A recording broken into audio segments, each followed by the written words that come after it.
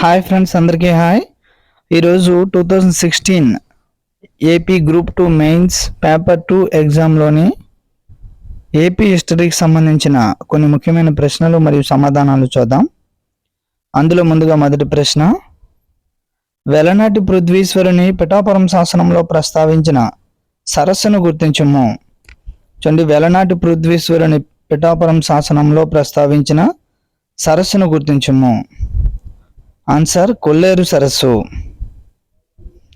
Next తర్వాతి ప్రశ్న, రాయచూరు అంతర్వేది ఏ నదుల సంగమంతో ఏర్పడినది? రాయచూరు అంతర్వేది ఏ నదుల సంగమంతో ఏర్పడినది? కృష్ణ మరియు తుంగభద్ర.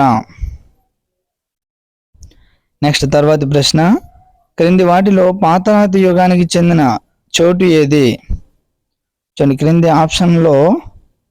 క్రింది వాటిలో పాతరాతి యుగానికి చెందిన ప్రదేశం ఏది అని చెప్పి అడగడం జరిగినది. ఆప్షన్స్ చూసినట్లయితే కేసరపల్లి, బిల్లస్వర్గము, ఉట్నూరు, రేవరాల అని ఇవ్వడం జరిగినది. ఆన్సర్ బిల్లస్వర్గం. నెక్స్ట్ తర్వాతి ప్రశ్న, క్రింది వాటిలో ఏది ఆంధ్రాలో తామ్రశిలాయుగపు సాక్ష్యము? చూడండి, క్రింది వాటిలో ఏది ఆంధ్రాలో తామ్రశిలాయుగపు సాక్ష్యము?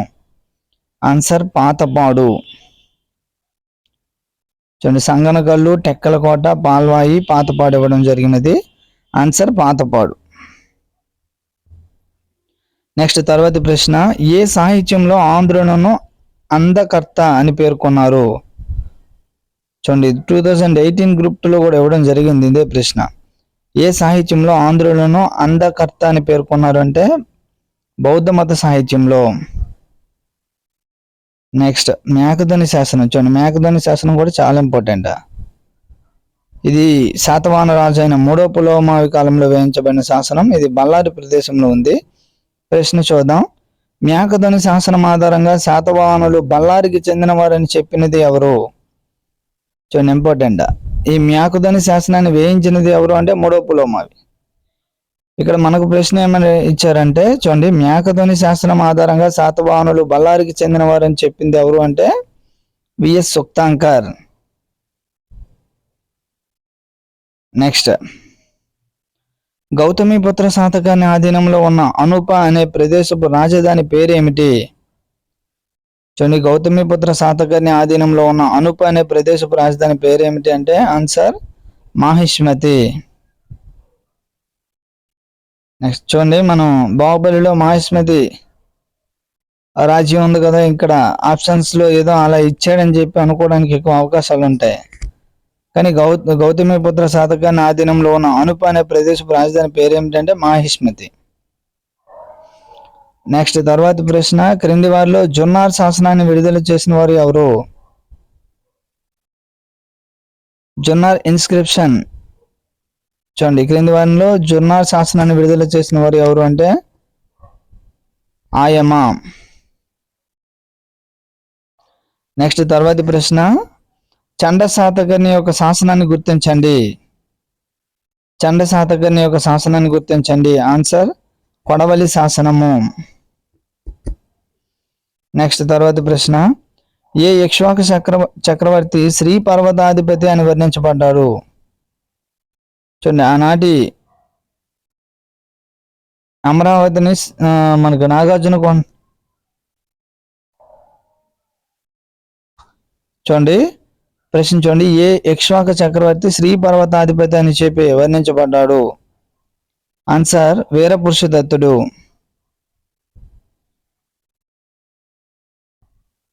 నెక్స్ట్ తర్వాతి ప్రశ్న, క్రింది వాటిలో రుద్రపురుషదత్తుడు వేసిన శాసనం ఏది? క్రింది వాటిలో రుద్రపురుషదత్తుడు వేసిన శాసనం ఏది? ఆన్సర్ గురజాల శాసనము. చూడండి, ఇక్ష్వాకు చక్రవర్తుల్లో గొప్పవాడు ఎవరన్నా వీరపురుషదత్తుడే. ఇక్ష్వాక రాజుల్లో గొప్పవాడు ఎవరంటే వీరపురుషదత్తుడు. శ్రీ పర్వతాధిపతిని ఎవరు వర్ణించబడ్డారంటే వీరపురుషదత్తుడు. క్రింది వాటిలో రుద్రపురుషదత్తుడు వేసిన శాసనం ఏది అంటే గురజాల శాసనం. నెక్స్ట్ తర్వాతి ప్రశ్న, ఏ ప్రాంతంలో శాసనము చక్రవర్తికి వివిధ వర్గాలకు చూడండి ఏ ప్రాంతంలోని శాసనము చక్రవర్తి వివిధ వర్గాలకు మరియు సంస్థలకు ఇచ్చిన బహుళ దానాల గురించి పేర్కొన్నది. ఏ ప్రాంతంలోని శాసనము చక్రవర్తి వివిధ వర్గాలకు సంస్థలకు ఇచ్చిన బహుళ దానాలను పేర్కొన్నది అంటే అల్లూరు శాసనము. నెక్స్ట్ తర్వాతి ప్రశ్న, గోవర్ధనానికి చెందిన ఒక నేత కార్మికుల శ్రేణిలో ఉషవదత్తుడు 2000 కరశబ్నాలను జమ చేసినట్లుగా ఏ శాసనం పేర్కొన్నది? చూడండి, గోవర్ధనానికి చెందిన ఒక నేత కార్మికుల శ్రేణిలో ఉషవదత్తుడు 2000 కరశబ్నాలను జమ చేసినట్లుగా ఏ శాసనము పేర్కొన్నది? ఆన్సర్ నాసిక్ శాసనము. నెక్స్ట్ తర్వాతి ప్రశ్న, క్రింది వాటిలో ఏ గ్రంథము స్త్రీల రచనలను కలిగి ఉన్నది? క్రింది వాటిలో ఏ గ్రంథము స్త్రీల రచనలను కలిగి ఉన్నది అంటే ఆన్సర్ గాథా సప్తశతి. చూడండి, గాథ అనగా కథలు, సప్త అనగా 7, శత అనగా 100. 700 కథలను కంపైలేషన్ చేయడం జరిగిందని చెప్తాం. ఎవరు అంటే మనకు హాలుడు. అయితే ఇక్కడ మనకు ప్రశ్న ఏంటంటే, క్రింది వాటిలో ఏ గ్రంథము స్త్రీల రచనలు కలిగి ఉంది అంటే గాథా సప్తశతి. నెక్స్ట్ తర్వాతి ప్రశ్న, యోగసార అనే గ్రంథాన్ని రచించిన వారు ఎవరు? చూడండి, యోగసార అనే గ్రంథాన్ని రచించినది ఎవరు అంటే నాగార్జునాచార్యుడు. అదే ఆచార్య నాగార్జునుడు. అదే కొండకొండాచార్యుడు అయితే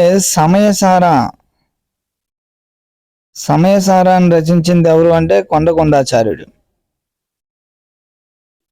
నెక్స్ట్ తర్వాతి ప్రశ్న, విప్పర్ల శాసనాన్ని విడుదల చేసిన తూర్పు చాళుక్య రాజు ఎవరు?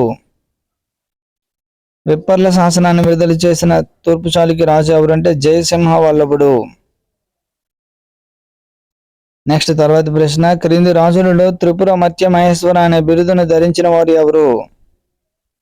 ఇంపార్టెంట్ చూడండి, క్రింది రాజుల్లో త్రిపుర మత్య మహేశ్వర అనే బిరుదును ధరించిన వారు ఎవరు అంటే గుణగ విజయాదిత్యుడు.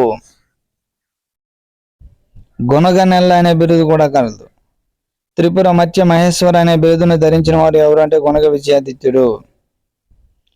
నెక్స్ట్ తర్వాతి ప్రశ్న, తూర్పు చాళుక్యుల కాలంలో పొట్ల చెరువు దేనికి ప్రసిద్ధి చెందిన కేంద్రము? తూర్పు చాళుక్యుల కాలంలో పొట్ల చెరువు దీనికి ప్రసిద్ధి చెందిన కేంద్రము జైన మతానికి. నెక్స్ట్ తర్వాతి ప్రశ్న, రాజరాజ నరేంద్రునిచే నందంపూడి గ్రామాన్ని దానంగా స్వీకరించిన వ్యక్తిని గుర్తించండి.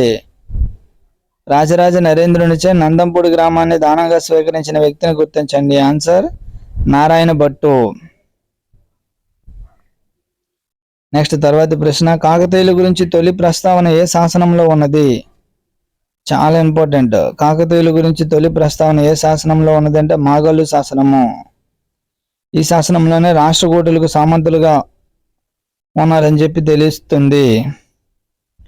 అదే బయ్యారం శాసనం అయితే గణపతి దేవుడి యొక్క చెల్లెలైన మైలాంబ వేయడం జరిగినది. బయ్యారం శాసనము గణపతి దేవుడి చెల్లెలైన మైలాంబ వేయడం జరిగినది. నెక్స్ట్ తర్వాతి ప్రశ్న, కాకతీయులు ఏ ఆంధ్ర రాజవంశానికి సామంతులు? చూడండి, తర్వాత ప్రశ్న ఆప్షన్లో ఉంది. కాకతీయులు ఏ ఆంధ్ర రాజవంశానికి సామంతులు? రాష్ట్రకూటులు.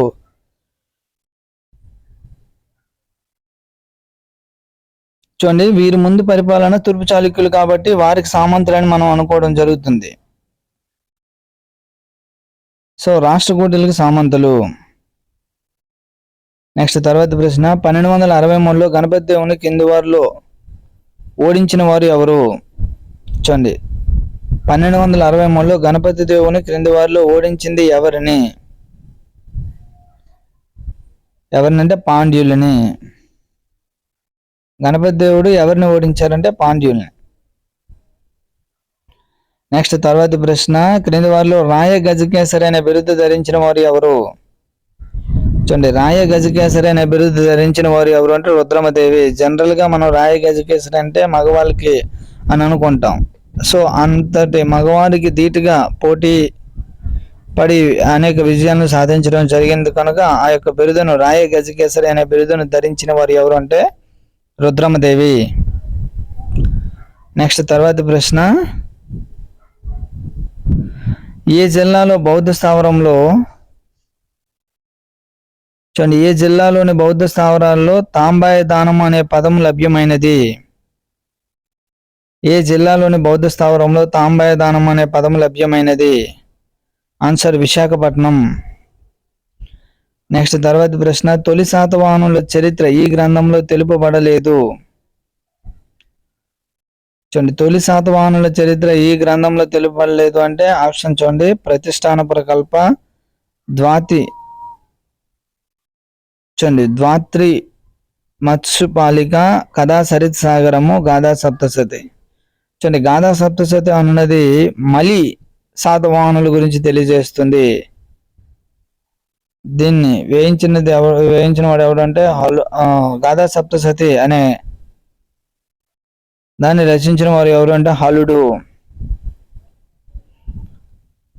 ఇవి 700 కథలుగా చెప్తాం. దీన్ని రచించినది ఎవరు అంటే హలుడు. అదే కంపైలేషన్ చేసింది ఎవరు అంటే హలుడు. నెక్స్ట్, క్రింది వారిలో జినేంద్ర కళ్యాణాభ్యుదయం అనే గ్రంథాన్ని రచించిన వారు ఎవరు? క్రింది వారిలో జినేంద్ర కళ్యాణాభ్యుదయం అనే గ్రంథాన్ని రచించింది ఎవరు అంటే అప్పయాచార్య. నెక్స్ట్ తర్వాత ప్రశ్న, ఆంధ్ర శబ్ద చింతామణి ఎవరు రచించారని చెప్పబడుతున్నది?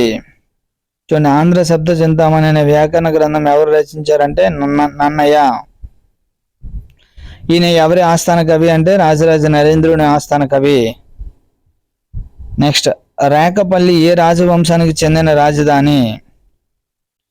రేకపల్లి తిరుగుబాటు అని కూడా అంటాం కదా. రేకపల్లి ఏ రాజవంశానికి చెందిన రాజధాని అంటే ముసునూరి. నెక్స్ట్, రాయచూరు దుర్గ విబల అనే బిరుదు ధరించిన రెడ్డి రాజు ఎవరు? రాయచూరు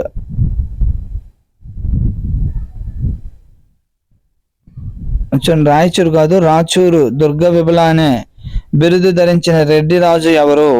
రాచూరు దుర్గ విబల అనే బిరుదు ధరించిన రెడ్డి రాజు ఎవరు అంటే ప్రోలయ వేమారెడ్డి. నెక్స్ట్ తర్వాత ప్రశ్న, నరసింహ పురాణం అనే గ్రంథాన్ని రచించిన వారు ఎవరు? నరసింహ పురాణం అనే గ్రంథాన్ని రచించినది ఎవరు అంటే ఎర్రన.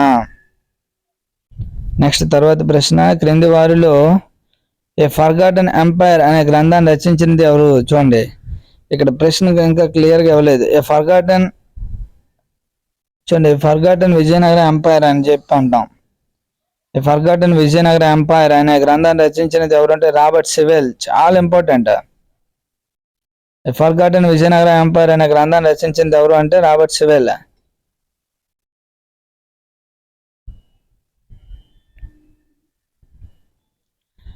నెక్స్ట్, విజయనగర కాలంలో విప్ర వినోదులు వీరిలో భాగము. ఇది కూడా ఇంపార్టెంట్ చూడండి, విజయనగర కాలంలోని విప్ర వినోదులు వీరిలో భాగం అంటే బ్రాహ్మణులు. నెక్స్ట్ తర్వాత ప్రశ్న, విజయనగర కాలంలో సతీ సాగమన ఆచారం అన్నట్లు పేర్కొన్నది ఎవరు? చూడండి, ఇది కూడా ఇంపార్టెంట్. విజయనగర రాజుల కాలంలో సతీ సహగమనం అనే ఆచారం అన్నదని పేర్కొన్నది ఎవరు అంటే న్యూనిజ్. అదే డొమింగో ఫేజ్ అయితే శ్రీకృష్ణదేవరాయల యొక్క శరీరాకృతిని వర్ణించింది ఎవరు అంటే డొమింగో ఫేజ్.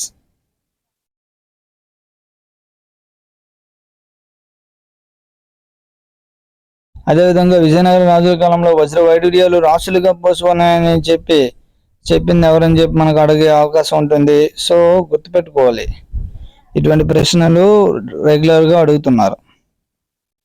నెక్స్ట్, వరదాంబికా పరిణయం అనే గ్రంథాన్ని రచించినది ఎవరు? వరదాంబికా పరిణయం అనే గ్రంథాన్ని రచించినది ఎవరు అంటే తిరుమలాంబ. నెక్స్ట్ తర్వాత ప్రశ్న, విజయనగర కాలానికి చెందిన ఒక ప్రఖ్యాత పెద్ద రాతి ఎద్దు ఎక్కడ ఉంది? విజయనగర కాలానికి చెందిన ఒక ప్రఖ్యాత పెద్ద రాతి ఎద్దు ఎక్కడ ఉంది అంటే లేపాక్షి.